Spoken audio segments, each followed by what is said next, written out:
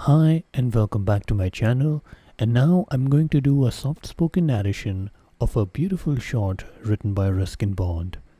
It is called Growing Up with Trees.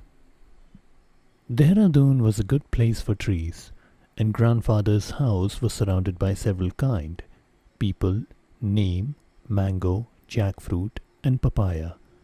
There was also an ancient banyan tree. I grew up amongst these trees, and some of them were planted by grandfather who grew with me. There were two types of trees that were of special interest to a boy: trees that were good for climbing and trees that provided fruit. The jackfruit tree was both these things. The fruit itself, the largest in the world, grew only on the trunk and main branches. I did not care much for the fruit, although cooked as a vegetable it made a good curry. But the tree was large and leafy and easy to climb. It was a very dark tree, and if I hid in it, I could not be easily seen from below. In a hole in the tree trunk, I kept various banned items: a catapult, some lurid comics, and a large stock of chewing gum. Perhaps they are still there, because I forgot to collect them when we finally went away. The banyan tree grew behind the house, its spreading branches, which hung to the ground and took root again, formed a number of twisting passageways and gave me endless pleasures. The tree was older than the house, older than my grandparents, as old as Dehra.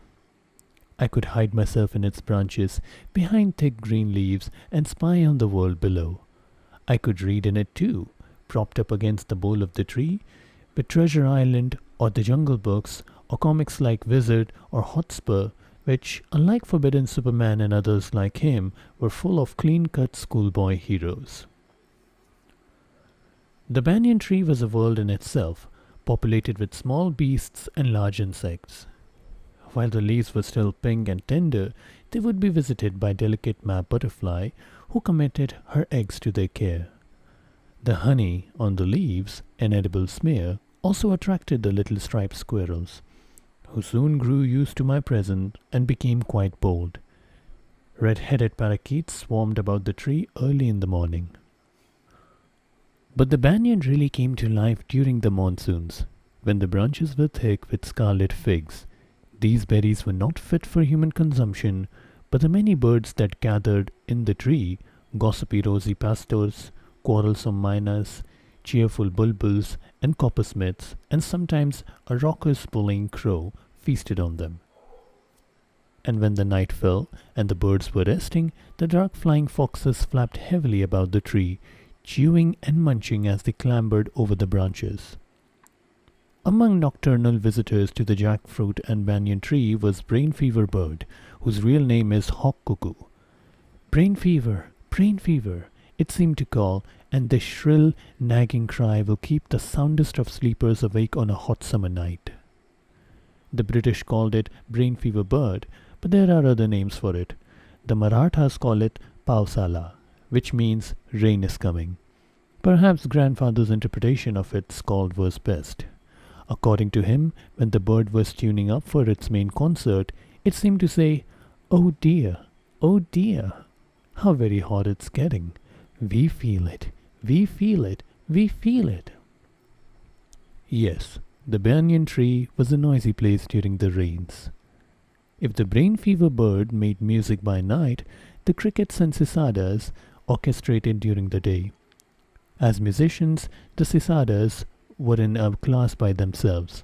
All through the hot weather their chorus rang through the garden, while a shower of rain, far from damping their spirits, only roused them to a great vocal effort. The tree crickets were a band of willing artists who commenced their performance at almost any time of the day, but preferably in the evening. Delicate pale green creatures with transparent green wings, they were hard to find amongst the lush monsoon foliage, but once located, a tap on the leaf or bush on which they sat would put an immediate end to the performance. At the height of the monsoon, the banyan tree was like an orchestra pit with the musicians constantly turning up. Birds, insects, and squirrels expressed their joy at the end of the hot weather and the cool, quenching relief of the rains. A flute in my hand, I would try adding my shrill piping to theirs. but they thought poorly of my musical ability, for whenever I played on the flute, the birds and insects would subside into a pained and puzzled silence. Well then, this is the end of the excerpt, and I hope you really enjoyed it. And I hope that it made you feel relaxed. Goodbye.